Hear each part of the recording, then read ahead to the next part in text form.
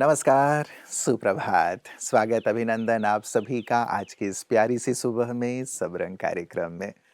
मित्रों, अल्फ़ाबेट्स के साथ हम आगे बढ़ रहे हैं और जीवन में बहुत सुंदर-सुंदर बातें इन अल्फ़ाबेट्स के साथ जो जुड़ी हुई हैं, उन्हें अपने जीवन में शामिल करते चल रहे हैं। सुंदर मूल्य चाहे वो इंग्लिश के जुड़े हुए शब्द हैं या हिंदी से जुड़े हुए शब्द हैं, अच्छे खुशबूदार जो पुष्प हैं, जो मूल्य हैं, उन्हें हम अपने जीवन में शामिल करें, ये हमारा ध्येय है ताकि जीवन सुवासित होता चले।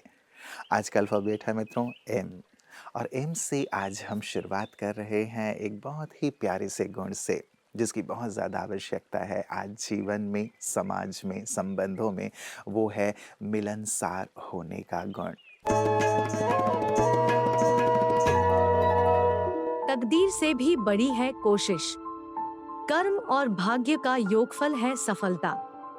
दोनों एक दूसरे के परिपूरक है।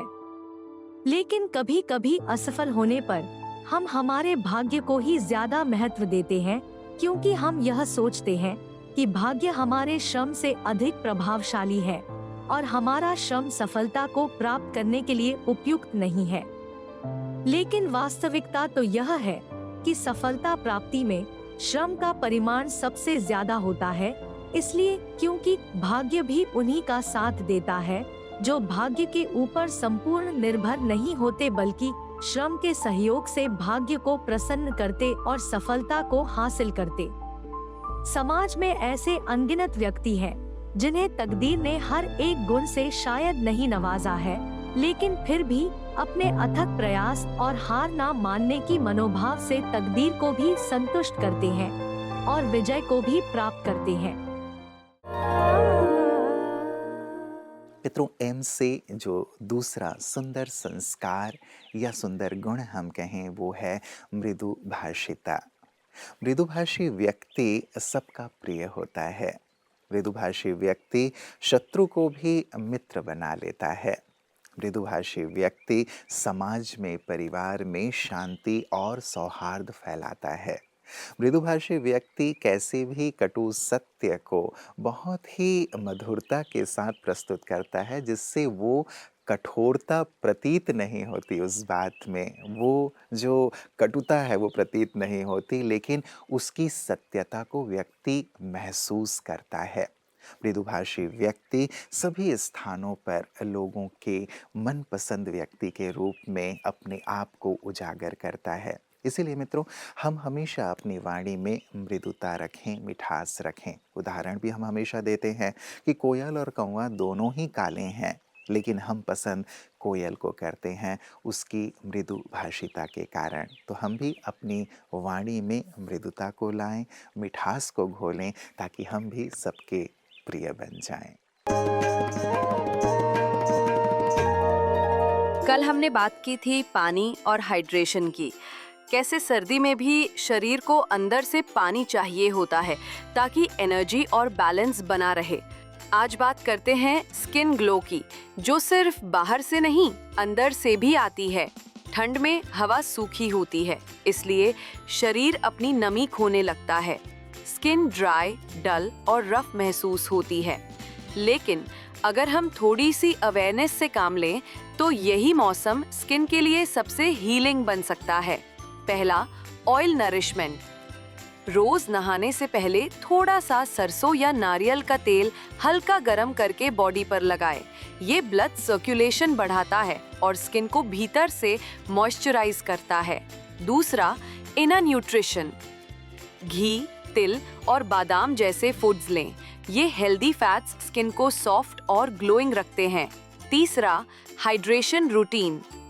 दिन में गर्म पानी या हर्बल पानी थोड़ा थोड़ा पीते रहे ताकि शरीर की ड्राइनेस अंदर से खत्म हो। चौथा, माइंड ग्लो, स्किन ग्लो। जब मन शांत होता है तो चेहरा अपने आप चमकता है, इसलिए रोज कुछ मिनट मेडिटेशन या डीप ब्रीदिंग जरूर करें। याद रखें, ग्लो किसी क्रीम से नहीं आता, वो तो अंदर की पॉजिटिविटी और शांति से खिलता है।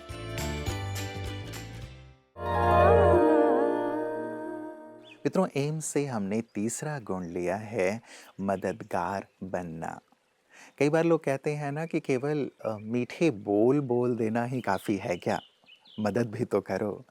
वास्तव में कई लोग मीठा बोलना बहुत अच्छी बात है, लेकिन उससे एक कदम और आगे बढ़ कर के हम औरों की मदद करना भी सीखें और ये मदद निस्वार्थ भाव से मदद करने वाली बात हो।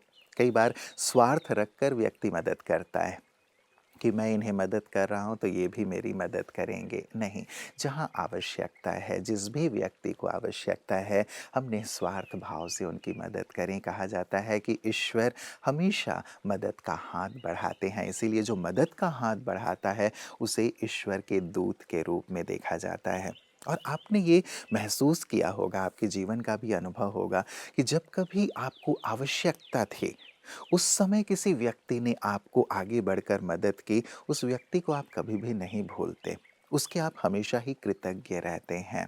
तो मित्रों, क्यों ना ऐसी भावना के साथ कि हम हर एक को मदद करें, हर एक को उठाएँ, हर एक को आगे बढ़ाएँ, हर एक की ज़रूरत में खड़े रहें, ऐसी भावना के साथ हम अपने आप को प्रस्तुत करें, तो ये सचमुच एक समाज में एक ऐसी लहर फैलेगी कि जहाँ भी जिस व्यक्ति को आवश्यकता होगी, वहाँ वो मदद के लिए तैयार रहेंगे। और यही तो एक स्वर्ग का सुंदर मॉडल होगा, जहाँ हर एक आपस में मिल-जुल कर एक दूसरे की मदद करते हुए आगे बढ़ते हैं।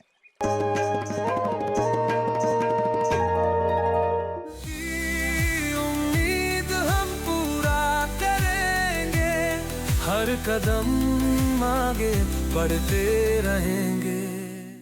Excuse me ma'am. हाँ बोलिए। Ma'am I want to ask a question.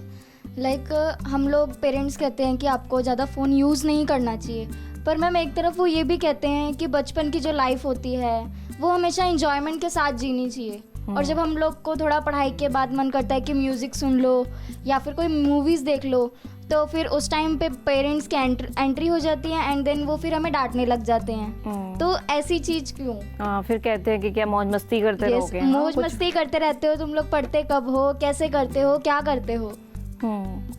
अच्छा, पेरेंट्स क्यों कहते हैं? क्योंकि कहीं ना कहीं आप सब ने कुछ ना कुछ अपनी ज़िंदगी के लिए सोचा हुआ है। हाँ जी। है ना? तो अब आप सोचो, लेट्स से आप समझते हो कि मौज मस्ती का टाइम यही है, और for let's say next 5 to 7 years मेरे को मौज मस्ती करनी है। आप खूब मौज मस्ती करते हो, थोड़ा पढ़ाई पे ध्यान देते हो, लेकिन ज़्यादा आप मौज मस्ती करते हो, चाहे आप मोबाइल, फिल्म्स, व्हाटएवर जो भी आपका इंटरेस्ट का है वो आप करते हो। तो आगे के लेट्स टॉक अबाउट 30 years, क्या लगता है आपको कैसी लाइफ बनाओगे आप आगे? अगर ये वाला टाइम आपने मौज मस्ती में बिता दिया, स्कोर कम आए या जो फाउंडेशन होनी चाहिए थी आपकी स्टडीज़ की वो आपकी उतनी स्ट्रांग नहीं हुई, इतनी लर्निंग जो थी आपकी वो स्ट्रांग नहीं हुई, तो आगे जो आपने एम सोचा हुआ है क्या आप उसको पूरी तरह पा सकोगे? No, that will not possible. हाँ, और अगले 30-40 years आपकी लाइफ कैसी होगी? फिर स्ट्रगल ही करते जाओगे।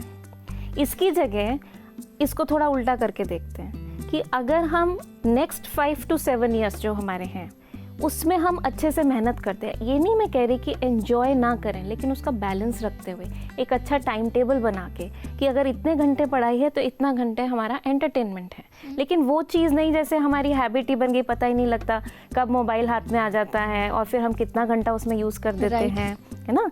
तो अगर हम इन 5-7 साल में थोड़ा फोकस करते हैं तो हमारे अगले 30-40 years कैसे होंगे? गुड। एम से हमने अगला गुण लिया है मित्रों, मेहनत करना।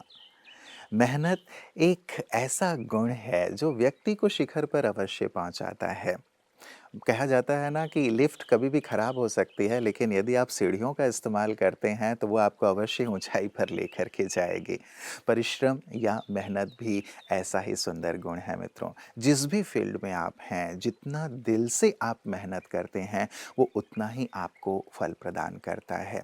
कहते भी हैं कि पसीना यदि ना बहाया जाए तब तक सफलता का स्वाद नहीं आता, और जो व्यक्ति पसीना बहाता है उस व्यक्ति को सफलता मिलती ही मिलती है, ये तय है। इसीलिए हम जहाँ पे भी हैं, जिस स्थान पे भी हैं, जिस फील्ड में भी हैं, मेहनत करने को अपना एक सुंदर गुण बना लें, अपनी आदत बना लें। जो व्यक्ति मेहनत करेगा वो अवश्य ही सफलता के शिखर को छुएगा, ये बात तय है। तो आप भी सफलता की ओर परिश्रम करते हुए, मेहनत करते हुए आगे बढ़ें। इन्हीं मंगल कामनाओं के साथ आइए हम भी बढ़ते हैं अपने अगले सेगमेंट की ओर। ओम शांति। हम जीवन की पटरी में आगे बढ़ते जा रहे हैं। पटरी कौन सी है? जैसे रेलगाड़ी पटरी पर चलती है तो कई बार अजूबा लगता है, इतनी छोटी सी पटरी पे इतनी बड़ी रेलगाड़ी कैसे चल रही है बैलेंस से, और भी एक डिब्बा दो डिब्बा नहीं, कई बार 50-50 डिब्बे लेके चलती है। जीवन भी तो ऐसे ही है। तो जीवन रूपी गाड़ी को चलाने के लिए परमात्मा ने हम सभी मनुष्यात्माओं को कर्म और धर्म की दो पटरियां दी है। इन दोनों पटरियों में अगर हम बैलेंस से चलना सीख लेते हैं तो हम आसानी से इतने सारे बोझ होते हुए भी हल्के से अपने मंजिल तक आराम से पहुंच जाते हैं। और ये तरीका आसान भी है, सुखदायी भी है। इसलिए परमात्मा ने मनुष्यात्मा को कहा है, जब मनुष्यात्मा कर्म और धर्म का संतुलन बनाकर श्रद्धा से युक्त और ईर्ष्या से मुक्त होकर कर्म करता है तो मनुष्यात्मा मुच्यन्ते तेपि कर्म भी, अर्थात कर्म बंधनों से वो बिल्कुल छूट जाता है। कर्म से तो कोई छूट नहीं सकता क्योंकि जीवन ही कर्म और फल का एक चक्र है, लेकिन कर्म बंधनों से अवश्य वो छूट सकता है। और कर्म बंधन जब छूट जाता है तो मानव जीवन मानो स्वर्ग का अनुभव करा देता है। सहर्ष जीना और आसानी से जीना, सबको साथ लेके चलना, हर कदम में खुशी महसूस करना मनुष्यात्मा के लिए सहज हो जाता है। इसलिए इन पटरियों का सहारा कभी न छोड़े। मित्रों, एम से हम 5वां जो गुण आपके लिए लेकर आए हैं आज के लिए, हम सब के लिए, ये है मेरे सहित मितव्ययिता।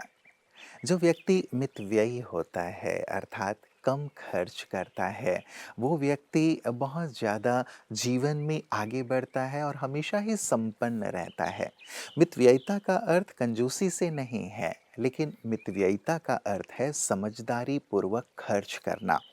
और यहाँ केवल हम धन की बात नहीं कर रहे हैं मित्रों, यहाँ हम संकल्प की भी बात कर रहे हैं, बोल की भी बात कर रहे हैं, समय की भी बात कर रहे हैं। ये भी हमारे खजाने हैं। हम अपने संकल्पों को भी सोच समझकर व्यय करें। व्यर्थ और नकारात्मक बातों में अपने संकल्पों को ना गंवाते रहें। अपनी वाणी को भी व्यर्थ और अनावश्यक बातों में हम गंवाते ना रहें। कहा जाता है जितना ज़्यादा आप बोलते हैं उतना ही ज़्यादा आपकी वाणी की शक्ति क्षीण होती है। जितना ज़्यादा आप सोचते हैं उतनी ही आपकी संकल्प की शक्ति क्षीण होती है। आपकी कार्य क्षमता, कार्य ऊर्जा पर इसका प्रभाव पड़ता है। और साथ ही मित्रों, समय बहुत बड़ा खजाना है, इसमें भी हम मितव्ययी अवश्य बने। समय को वहीं लगाएं जहां आवश्यकता है, जो हमें लक्ष्य की ओर ले जाने वाला है, जो हमारे जीवन को सजाने संवारने वाला है। अपने समय को अनावश्यक और व्यर्थ बातों में नष्ट ना करें, क्योंकि जो समय चला जाता है वो समय फिर कभी वापस लौट कर नहीं आता। तो ये सुंदर 5M आज हमने आपके सामने रखे हैं मित्रों। इन पर ज़रूर गहराई से चिंतन कीजिएगा, विचार कीजिएगा, क्योंकि यही तो वो मूल्य हैं जो हमें मूल्यवान बनाते हैं। तो आपका जीवन मूल्यवान हो, इन्हीं मंगल कामनाओं के साथ नमस्कार। ओम शांति। जीवन के सब रंग